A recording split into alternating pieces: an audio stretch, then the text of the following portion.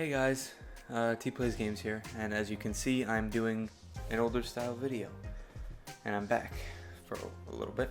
If I have time, I'm going to be recording and putting up a video a week.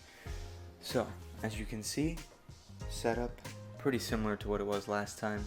There's a few updates, new keyboard, new headset, new mouse. PC is still the same, just upgraded a little bit. Got the circle light back there, a lot more pop figures, Rubik's Cube, Spider-Man comic, and a little bit better lighting, probably better audio if I get to use this audio. By the way, if you see me looking to the right a little bit, it's because I see myself there. So yeah, I just want to make sure I'm pointing to the right stuff like that. But yeah, as you saw by the title of this video, this is going to be a year, almost a year, with iPad Pro.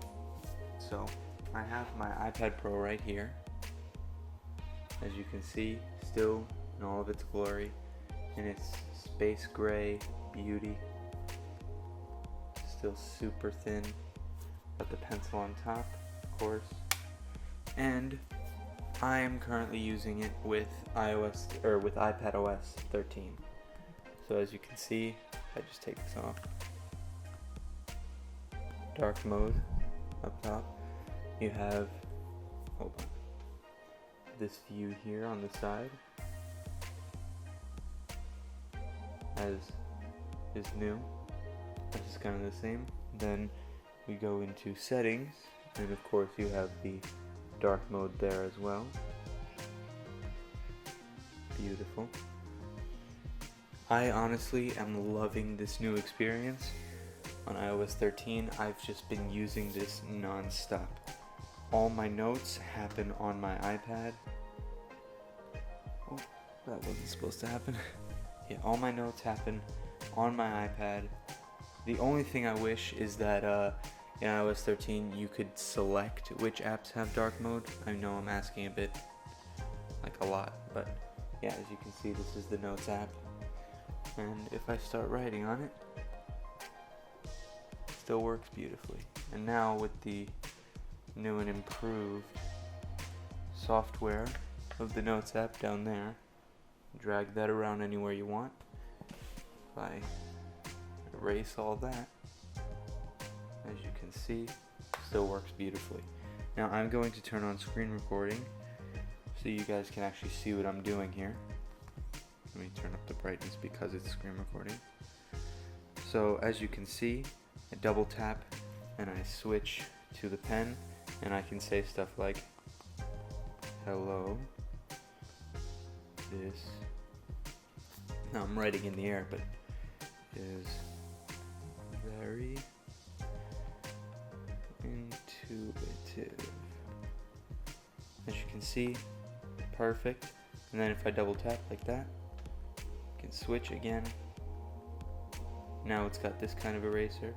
So I can just go to hello, and then say I write something, and I go and then I accidentally write the wrong letter because I'm thinking of something else. I write a T or something. I can erase that T and make it a Y. Or if I messed up the Y, like the stem of the Y, I can just erase part of it and fix it, as you can see. So now I'm going to erase that. Oh, and actually a little update on my pencil. I broke it. It's broken. So as you can see, it's very cracked. It's uneven. Yeah. Very broken now. And the reason for this is because I took my iPad to Greece, right? And boy, do I have a story for you guys. Actually, I don't need to turn that off. I'll actually hold it for this. I took it to Greece with my pencil. It was a 9-hour flight. Everything was fine. Got on 2 connecting flights. Then when I get there, I go to grab a luggage cart, and I didn't have any euros. So I had to go, I got euros, and I didn't realize that I left my iPad on the trolley. So someone took it. They took the iPad, And yeah. So I got to my hotel, and then it turned out the next day my uncle was coming, and he went to the Lost and Found to see one last time if they had it, and there it was. It was there. Now, before that, my dad had already ordered from Verizon a replacement for this. It was actually $200 because of loss protection. He ordered a replacement. So now my dad had deactivated my iPad with Verizon and activated this new one. That's what this one is, the new one. So now we have this iPad, which works, and my parents have my old iPad, which is deactivated. They don't really use it all that much, but yeah. We feel bad about it and all, but nothing we could do. So, and they wouldn't cancel the return request. So now we have two iPads. But yeah, along with the iPad itself, I have also been using two cases. The first one being the keyboard folio, which after a year's use, you can see is not in great condition. It's mostly because of the material they made it out of. The material's not very good. As you can see, look right there, there's stretch marks and stuff. It's not a very good material. The keyboard actually collects so much dust and dirt that it's annoying. So recently I've really stopped using this, even though I do have to type a lot in school. I just find myself typing on the actual screen now. And then I have this case, which is basically just a stand case. It's like a folio, like Apple's folio, it's just not magnetic, and it's leather, so that's better. I like that it's leather. And it actually hasn't ruined after a year, which is very nice. I wish Apple would make their keyboard folio out of something like this, but, you know. I was actually looking at a few options on Amazon, and there was this keyboard case that made it look like a Mac. And I think I might get that one because it seems like it would be a hard plastic, possibly metal. I doubt it.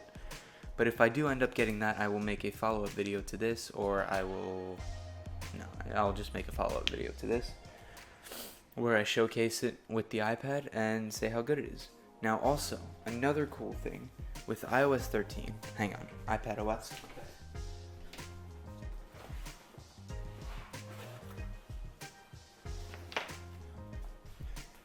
Mouse support. Now, Magic Mouse works with it. Doesn't have all the gestures of Magic Mouse, but as I'm about to show you by turning on the screen recording once again,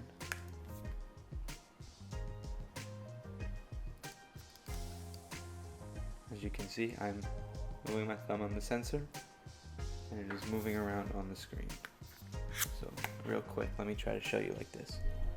You guys know what the cursor looks like, I assume. As you can see, it goes around on screen like that. If I do it on the desk, even better, as you can see. There you go.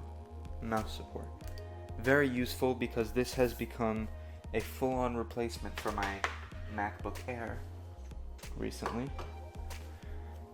Now I don't use my MacBook Air. There's one class that I take, which is electronics and robotics, that uses a client that we have to use so that we can connect circuit boards to our computers. So I have to bring my Mac to school. I'm trying to think of a way to get that working on my iPad, but right now I have no way to do so. If you guys have any suggestions, that would be really nice.